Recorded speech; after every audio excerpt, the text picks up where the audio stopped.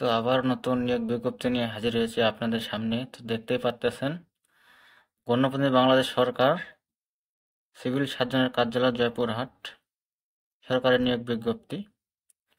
তো এখানে বিস্তারিত আলোচনা করব, তো অবশ্যই ভিডিওটি সম্পূর্ণ দেখবেন।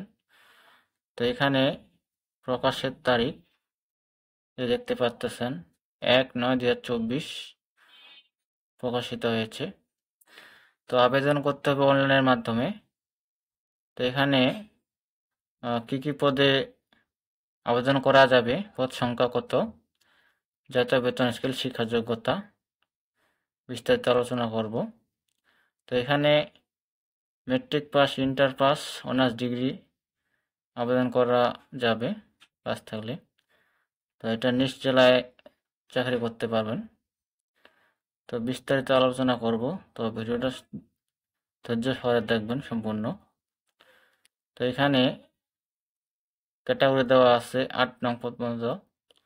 8 নং পদে বলা আছে ল্যাব অ্যাটেন্ডেন্ট, পদ সংখ্যা 2টি, 19তম গ্রেড, বেতন দেওয়া হবে 8,500 থেকে 20,570। তো এখানে বলা আছে কোনো স্বীকৃত বোর্ড হতে মাধ্যমিক স্কুল সার্টিফিকেট বা সমান পরীক্ষায় উত্তীর্ণ। এই পদে মেট্রিক পাস থাকলে আবেদন করা যাবে। 7 নং পদে বলা আছে ড্রাইভার, গাড়ি চালক, পদ সংখ্যা 1টি, এখানে 16তম গ্রেড, বেতন দেওয়া হবে 9,300 থেকে 22,490। তো এখানে শিক্ষাযোগ্যতার মান বলা আছে কোনো স্বীকৃত বোর্ড হতে জুনিয়র স্কুল সার্টিফিকেট বা সমান পরীক্ষায় উত্তীর্ণ, ড্রাইভিং লাইসেন্স, হালকা গাড়ি চালানোর বৈধ হালকা ড্রাইভিং লাইসেন্স এবং অভিজ্ঞতা সম্পূর্ণ চালকগণ অগ্রাধিকার পাবেন। তো 6 নং পদে বলা আছে, এখানে দেখতে পাচ্ছেন স্বাস্থ্য সহকারী। এখানে বলা আছে স্বাস্থ্য সহকারী 38 জন লোক নেওয়া হবে। গ্রেড দেওয়া আছে 16, 9,300 থেকে 22,490। এখানে বলা আছে কোনো শিক্ষিত বোর্ড হতে উচ্চমাধ্যমিক সার্টিফিকেট বা সমান পরীক্ষায় উত্তীর্ণ। এখানে ইন্টার পাস থাকলে এই পদে আবেদন করা যাবে।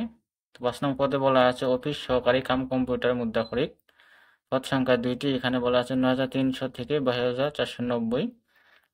তারপর বলা আছে কোনো স্বীকৃত বোর্ড হতে অন্যতম উচ্চ মাধ্যমিক সার্টিফিকেট বা সমান পরীক্ষায় উত্তীর্ণ, কম্পিউটার চালানোর দক্ষতা, টাইপিং এ বাংলা প্রতি মিনিটে 20 শব্দ, ইংরেজিতে 20 শব্দ লিখতে হবে। তো 4 নং পদে বলা হয়েছে কোল্ড চেন টেকনিশিয়ান, পদ সংখ্যা 1টি, 15তম গ্রেডে বেতন দেওয়া হবে 9,700 থেকে 30,490। শিক্ষাযোগ্যতা মান থাকতে হবে কোনো স্বীকৃত বোর্ড হতে রেফ্রিজারেশন বা এয়ার কন্ডিশনিং ট্রেড উচ্চ মাধ্যমিক সার্টিফিকেট ভোকেশনাল পরীক্ষা উত্তীর্ণ হতে হবে। তো 3 নং পদে বলা আছে স্টোর কিপার, পদ সংখ্যা 5টি। তো এখানে 16তম গ্রেডে বেতন দেওয়া হবে। এখানে বলা আছে কোনো স্বীকৃত বোর্ড হইতে উচ্চ মাধ্যমিক সার্টিফিকেট বা সমান পরীক্ষায় উত্তীর্ণ।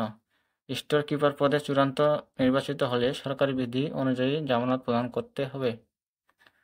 তো 2 নং পদে বলা আছে 60 মুদ্রাক্ষরিক কাম কম্পিউটার অপারেটর, পদ সংখ্যা 1টি, 14তম গ্রেডে বেতন দেওয়া হবে 10,200 থেকে 24,680।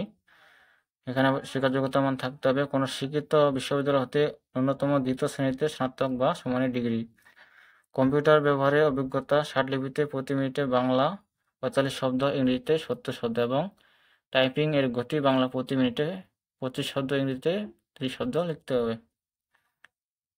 তারপর 1 নং পদে বলা আছে পরিসংখ্যানবিদ, পদ সংখ্যা 4টি, এখানে 14তম গ্রেডে বেতন দেওয়া হবে এই পদে 10,200 থেকে 24,680।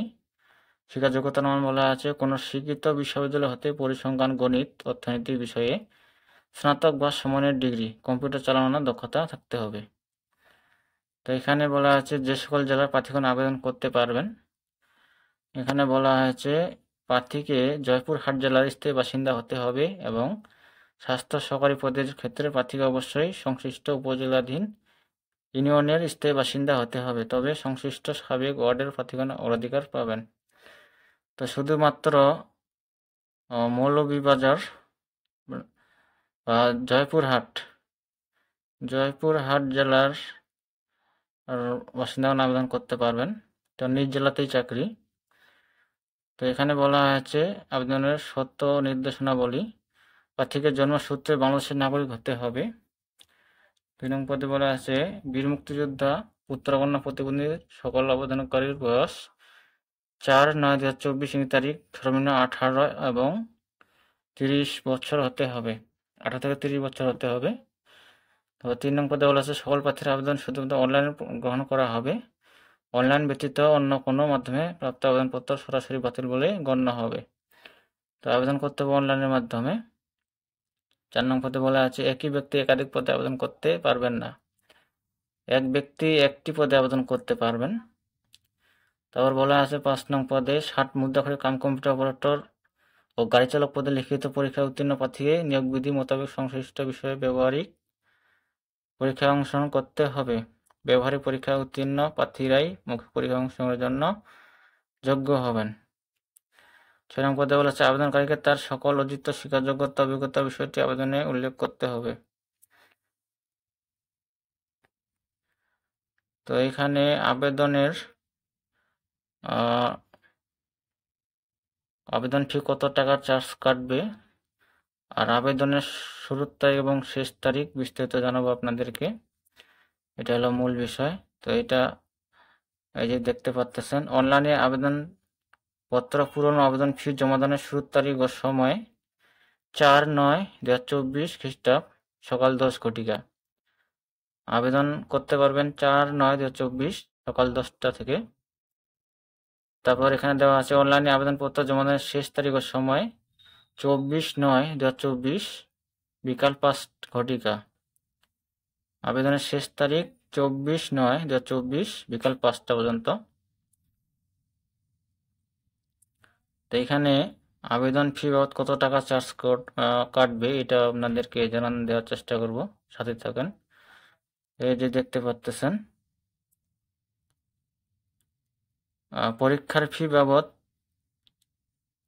14 হতে 16 পর্যন্ত পদের জন্য 200 টাকা, টেলিটকের সার্ভিস চার্জ বাবদ 23 টাকা, মোট 223 টাকা।